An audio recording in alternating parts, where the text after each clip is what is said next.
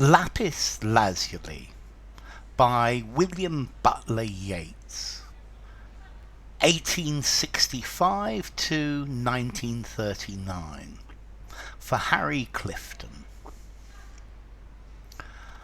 I heard that hysterical women say they are sick of the palette and fiddle-bow of poets that are always gay, for everybody knows, or else should know, that if nothing drastic is done, Aeroplane and Zeppelin will come out, pitch like King Billy bomb balls, in until the town lie beaten flat. All perform their tragic play, there struts Hamlet, there is Lear, that's Ophelia, that Cordelia.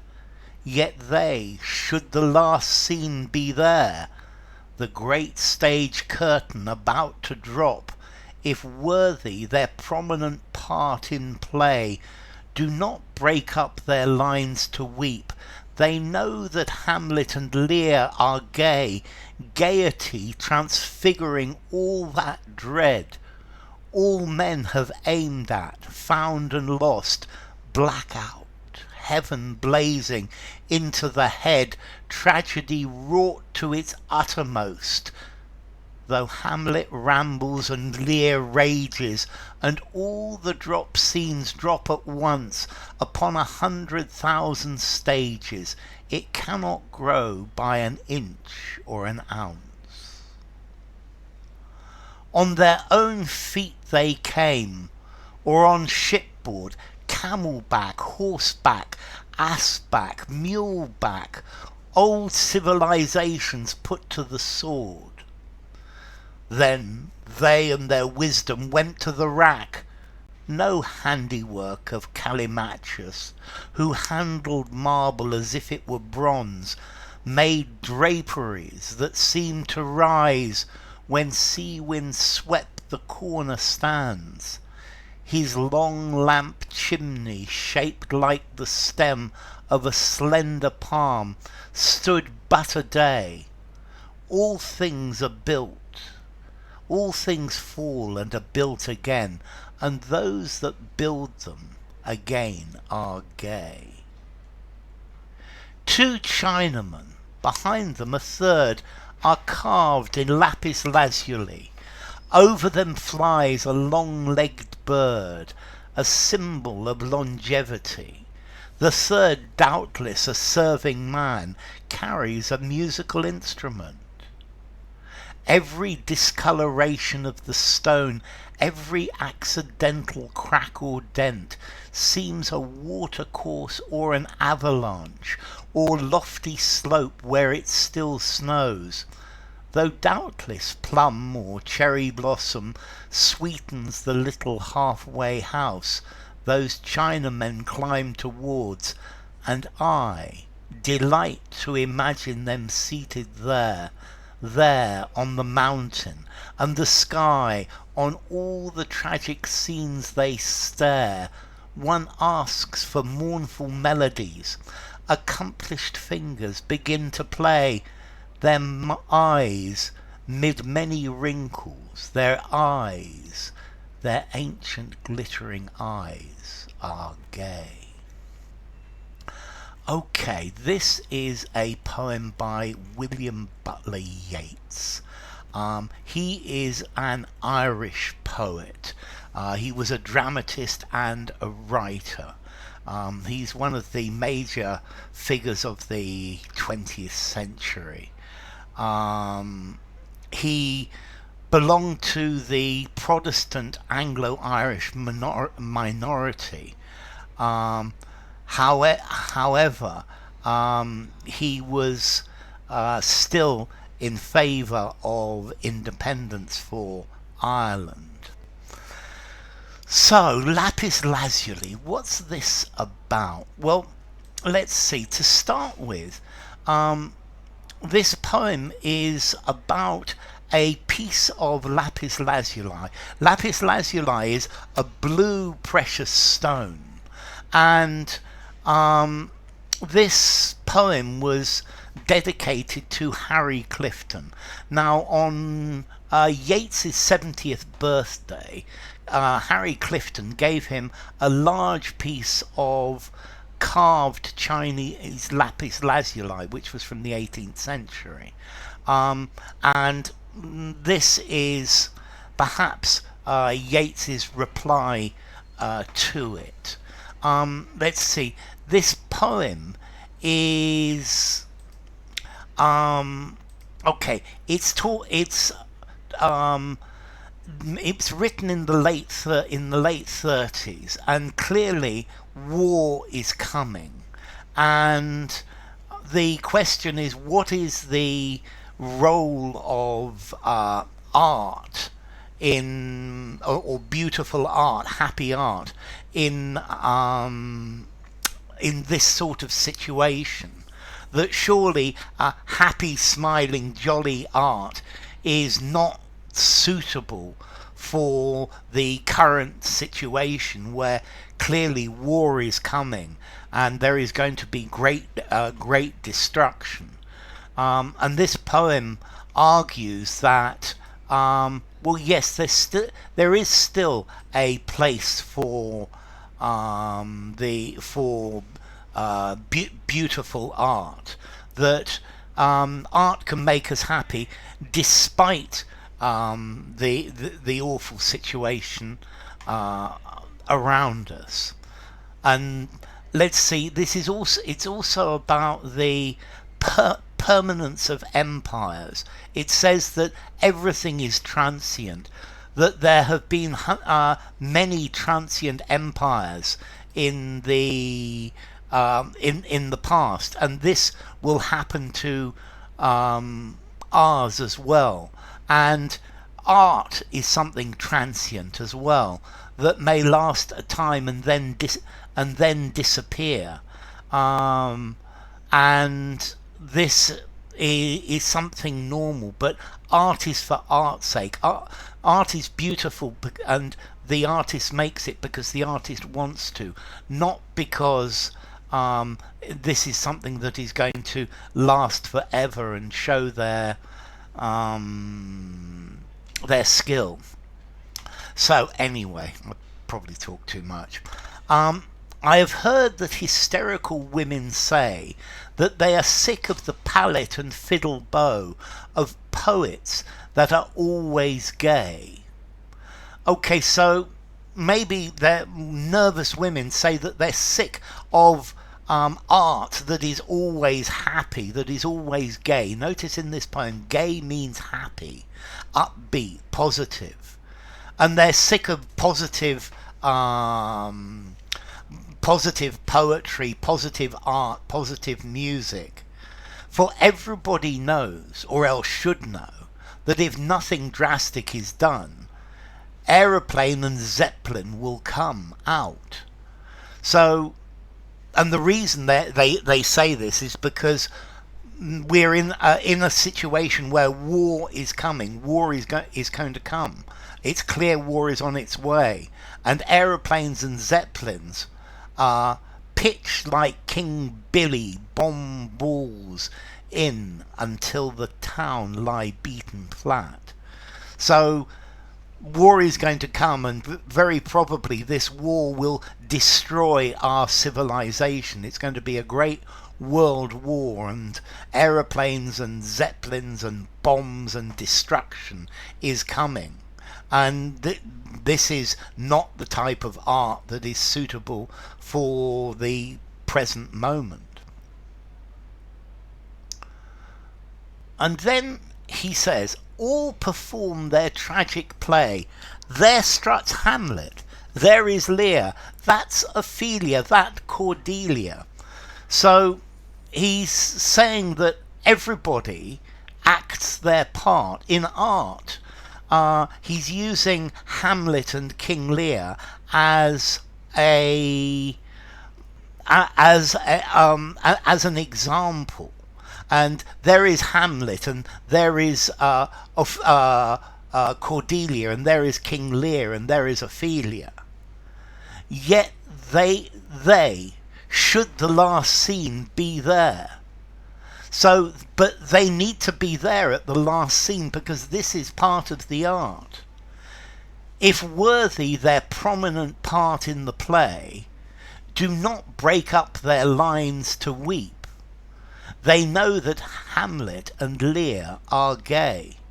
So these actors, they know that, or Hamlet and King Lear, they both know that there are terrible things coming. But they don't break down and weep. The actors carry on with their play. They carry on playing their part, and they are happy, and they live their lives. They do their part because this is what they do. Gaiety transfiguring all that dread. So happiness comes through, happiness wins through. Being upbeat and positive is the point, despite all of the dreadful things that are happening or have happened to them. All men have aimed at, found and lost. So everybody has tried things and they have lost. Black out, heaven blazing into the head, tragedy wrought to the uttermost. So everybody, bad things happen to everybody, and there have been terrible tragedies, and there have been terrible tragedies to Hamlet and to King Lear, but they carry on, they don't give up. Though Hamlet rambles and Lear rages, and all the drop scenes drop at once upon 100,000 stages, it cannot grow by an inch or an ounce.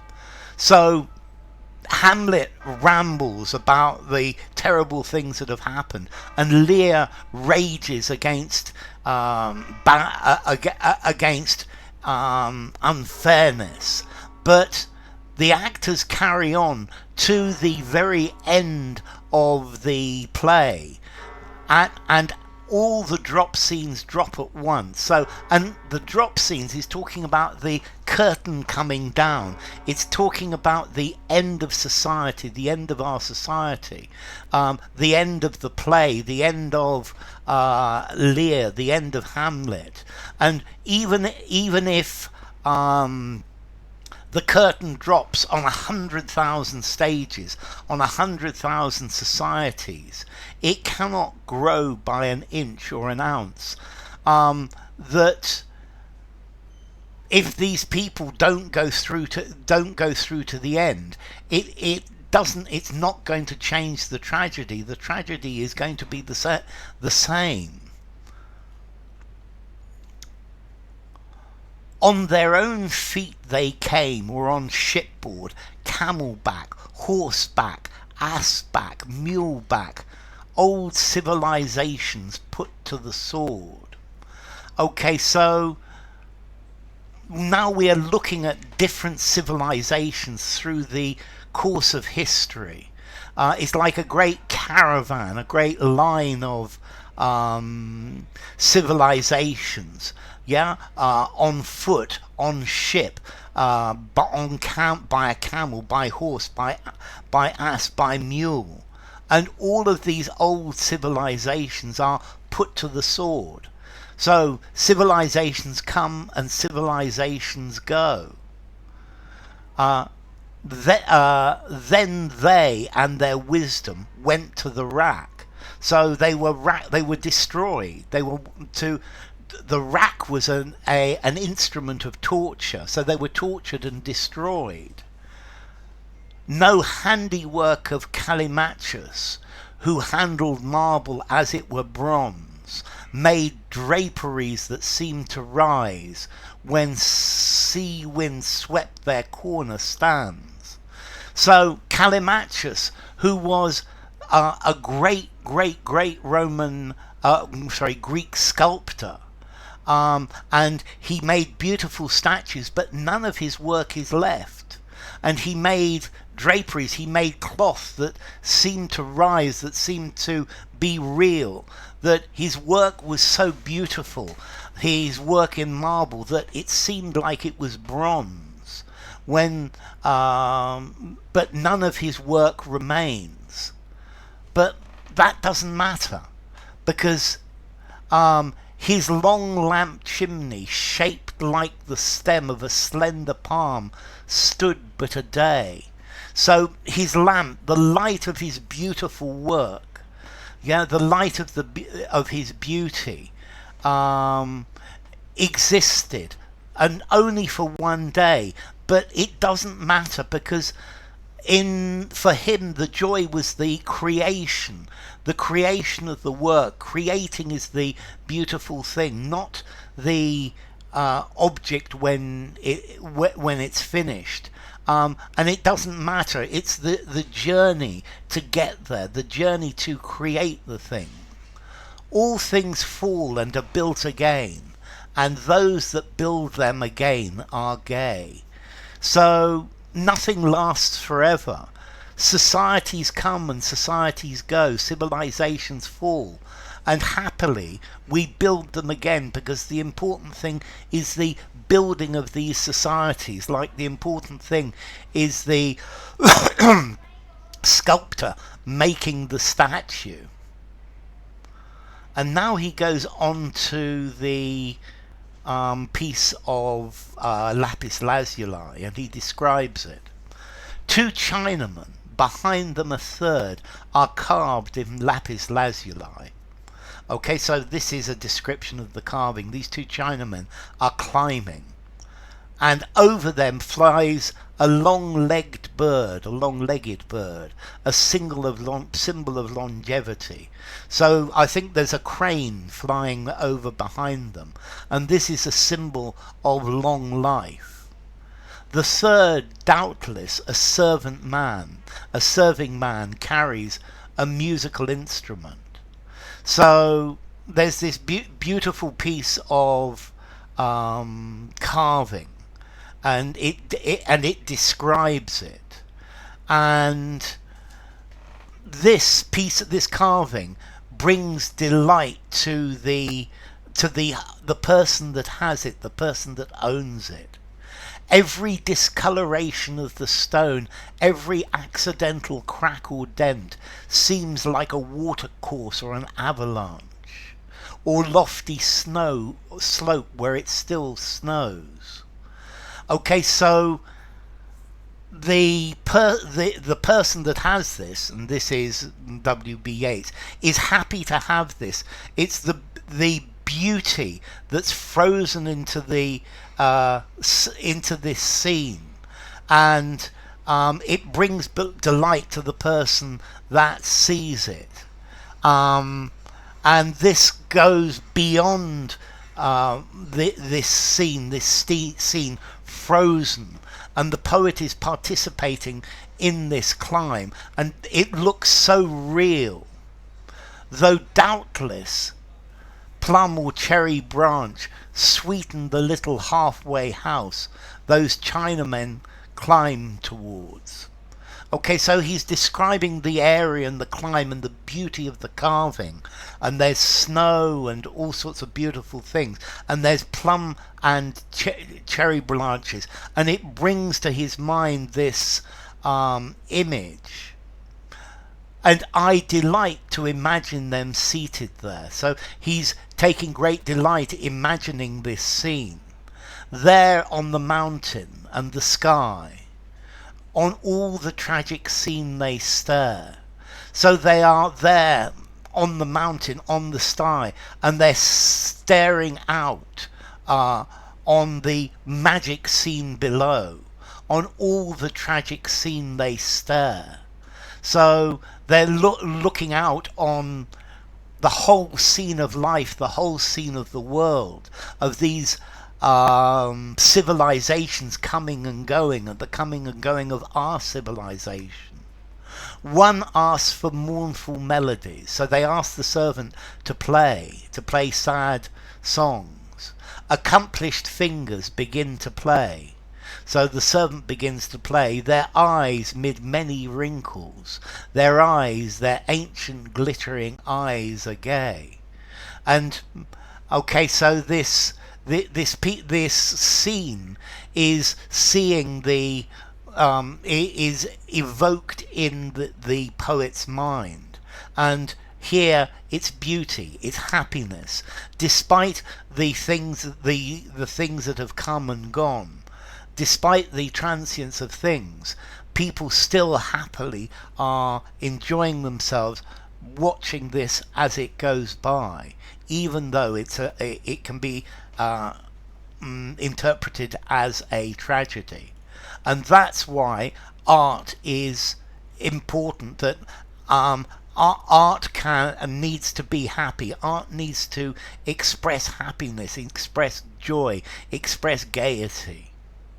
So enough. If you enjoyed the video, give it a rating, subscribe to my channel, and I will see you soon. Bye for now. Lapis Lazuli by William Butler Yeats.